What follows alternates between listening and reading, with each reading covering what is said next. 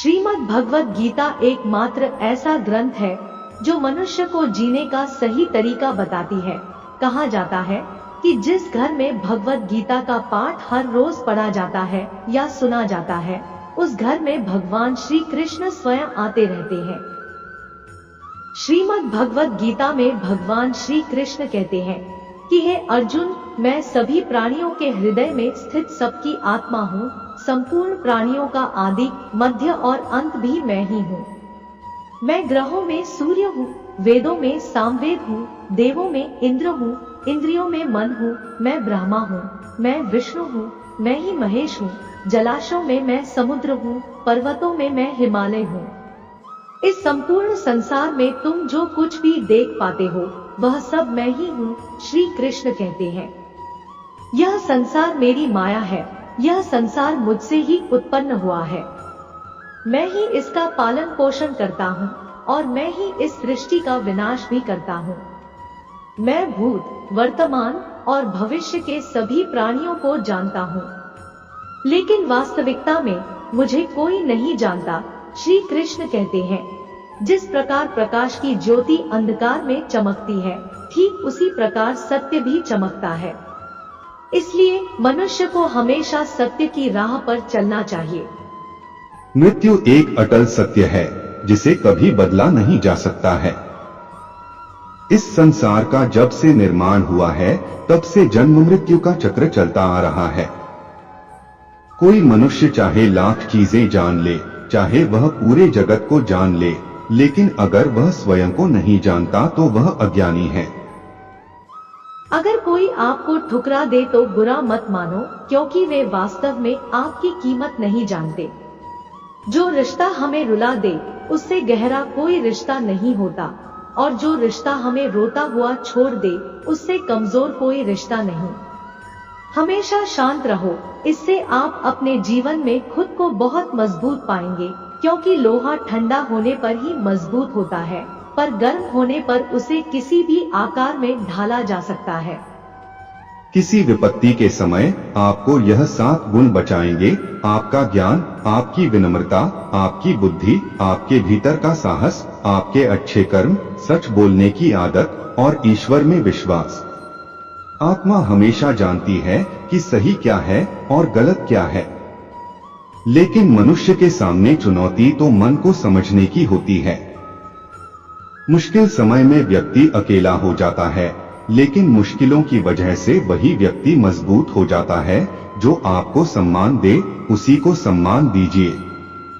हैसियत देखकर सर झुकाना कायरता का लक्षण है। हे अर्जुन, जो ना कभी हर्षित होता है, ना किसी से द्वेष करता है, ना शोक करता है, ना कामना करता है, जो शुभ और अशुभ संपूर्ण कर्मों का त्यागी है, वह ज्ञानी मनुष्य मुझे अति प्रिय है।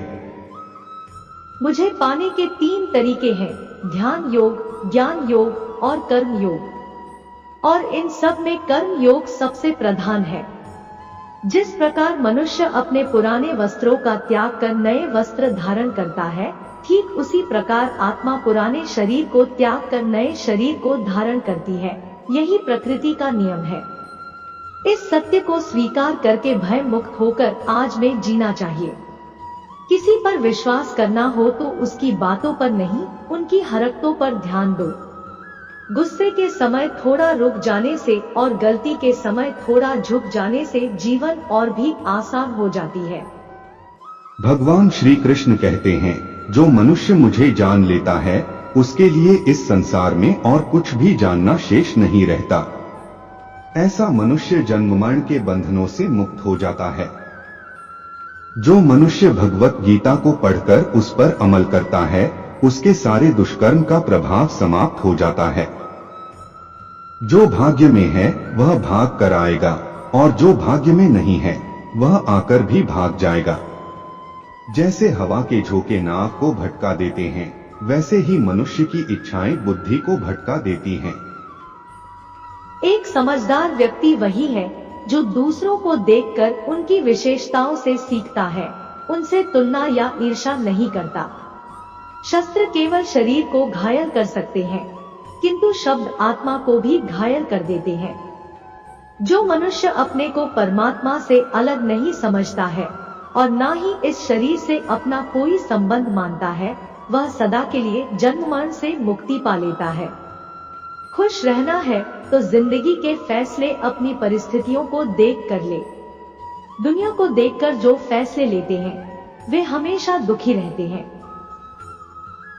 जो व्यक्ति आध्यात्मिक जागरूकता के शिखर तक पहुंच चुके हैं, उनका मार्ग है निस्वार्थ कर्म, और जो भगवान के साथ संयोजित हो चुके हैं, उनका मार्ग है स्थिरता और शांति।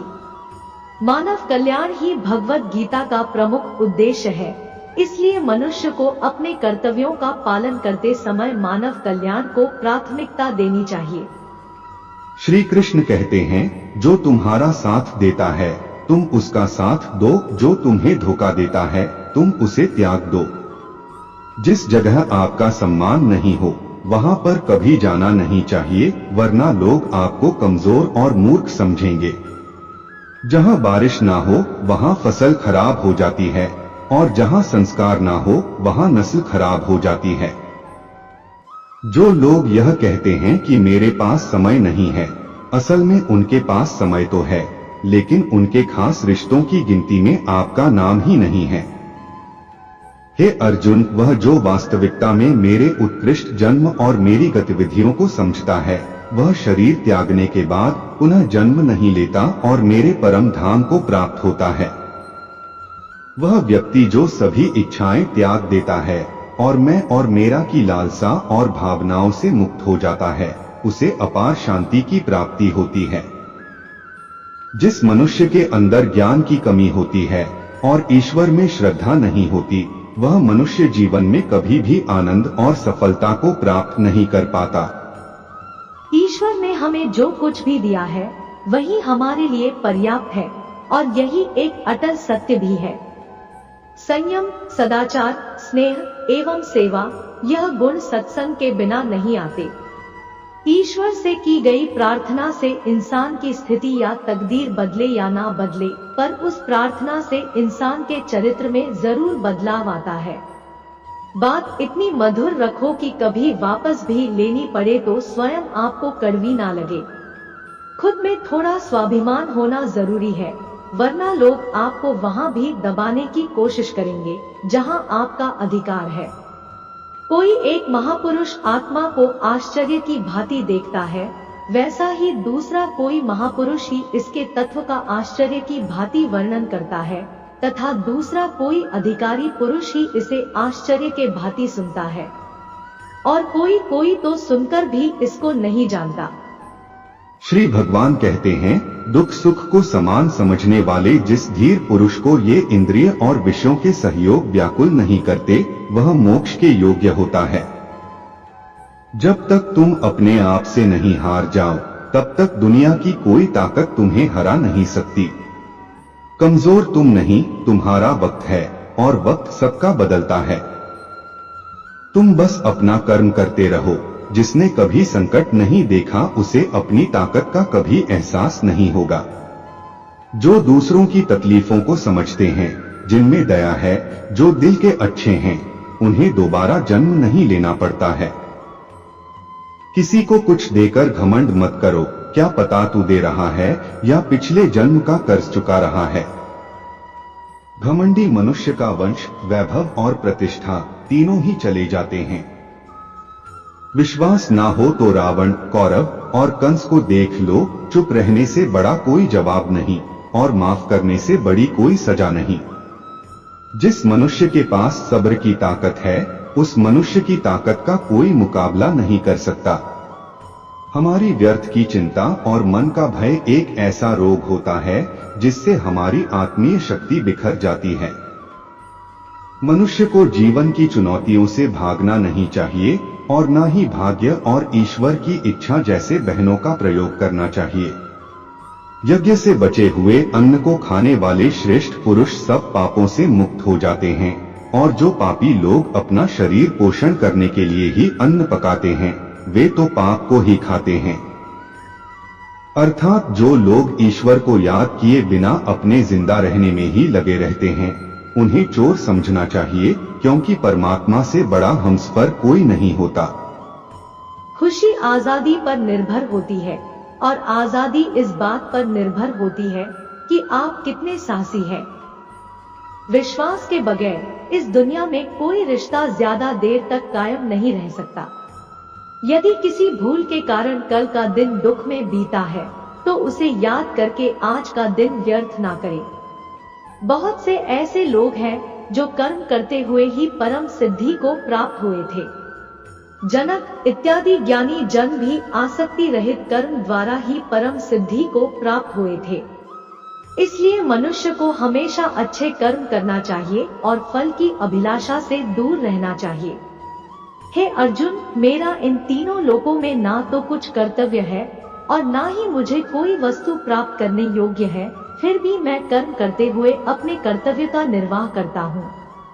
श्री भगवान कहते हैं, हे पार्थ, यदि मैं कर्मों को करने में सावधानी ना बरतूं तो बड़ा अनर्थ हो जाएगा, क्योंकि मनुष्य सब प्रकार से मेरे ही मार्ग का अनुसरण करते हैं।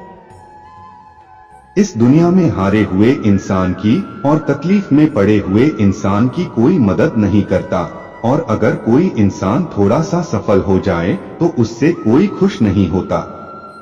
इसलिए अपना दुख किसी को बताओ मत और अपनी खुशी किसी के आगे जता मत। मनुष्य का आहार हमेशा सात्विक और संतुलित होना चाहिए। जिस इंसान को यह समझ नहीं कि क्या खाना चाहिए, कितना खाना चाहिए, कहाँ खाना चाहिए और कैसे खाना चाहिए, वह परमात्मा को कभी नहीं पा सकता। जो मंद बुद्धि मनुष्य सिर्फ दिखावे के लिए कहता है कि उसने समस्त इंद्रियों को वश में कर लिया है, परंतु वह